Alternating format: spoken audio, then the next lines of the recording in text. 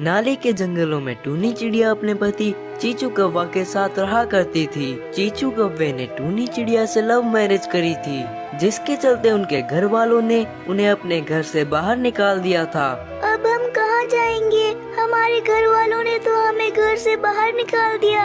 आपके पास तो अभी कोई काम भी नहीं है। कहाँ रहेंगे हम लोग और क्या खाएंगे?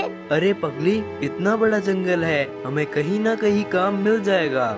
और रहने के लिए मैं कोई किराए का घर देखता हूँ। जब मैं कमाने लगूंगा तब हम अपना घर भी बना लेंगे। चलो अब हम यहाँ से चलते हैं। पहले हम रहने के लिए कोई आसरा ढूंढते हैं। दोनों पति पत्नी जंगल की मुखिया चील दीनानाथ के पास पहुँचते हैं और उससे रहने के लिए एक किराए का मकान ले लेते हैं। चलो अब रहने का तो इंतजाम हो गया है। मैं घर को सजाती हूँ और तुम जाकर कहीं काम ढूंढो और आते समय राशन लेते आना।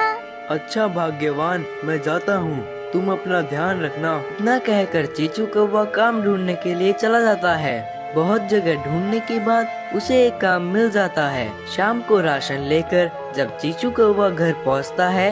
आप आ गए, मुझे बहुत तेज भूख लगी है, जल्दी से राशन दीजिए, मैं खाना बनाती हूँ। टूनी भोजन बनाती है और फिर दोनों खाने लगते हैं। रात को सोते समय टूनी चीचू कौवे से कहती है, आपको तो काम मिल गया है और आप रोज काम करने चले जाओगे।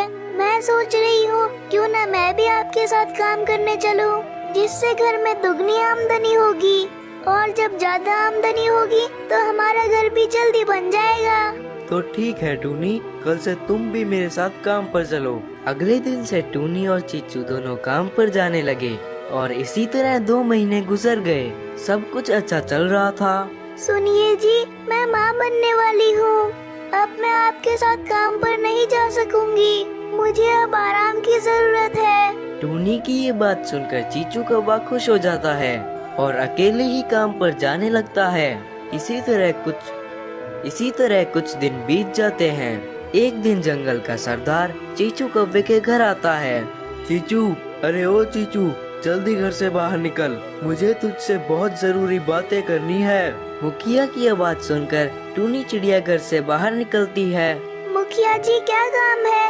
आपको जो कहना है वो मुझे कहिए। चीचू काम पर गए हैं। चीचू जब घर आए तो उसे बता देना कि अब से घर का किराया दुगना लगेगा।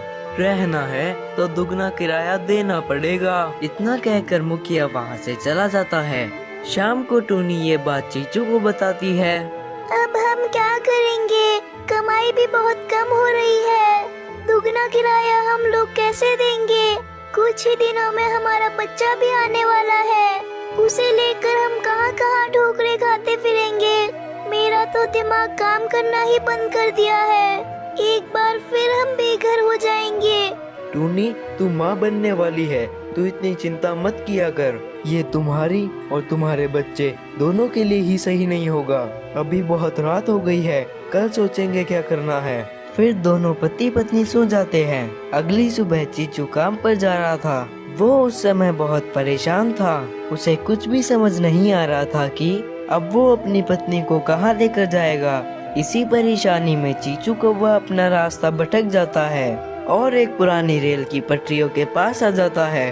अरे ये क्या, मैं तो अपना रास्ता भटक गया, थोड़ा आराम कर लेता हूँ, फिर आगे जाऊंगा। ऐसा सोचकर चीचू कौवा एक पुरानी रेल के डिब्बे में जाकर बैठ जाता है। उस ट्रेन की हालत खराब होने की वजह से अब वो इस्तेमाल में नहीं ली जाती थी। अरे ये रेल का डिब्बा तो बिल्कुल खाली है और बहुत पुराना भी है। क्यों ना हम दोनों इसी में अपना घर बना कर रहे। मैं अभी जाकर टूनी को बताऊंगा। फिर चीचू कौवा वहाँ से खुशी खुशी चला जाता है। शाम को जब वो अपने घर लौटता है तो टूनी को रेल के डिब्बे वाली बात बताता है। अगले दिन वो टूनी और अपने पूरे सामान को लेकर उस ट्रेन के डिब्बे के पास आता है। फिर दोनों पति पत्नी उस रेल के डिब्बे में अपना घर बना कर रहने लगते हैं।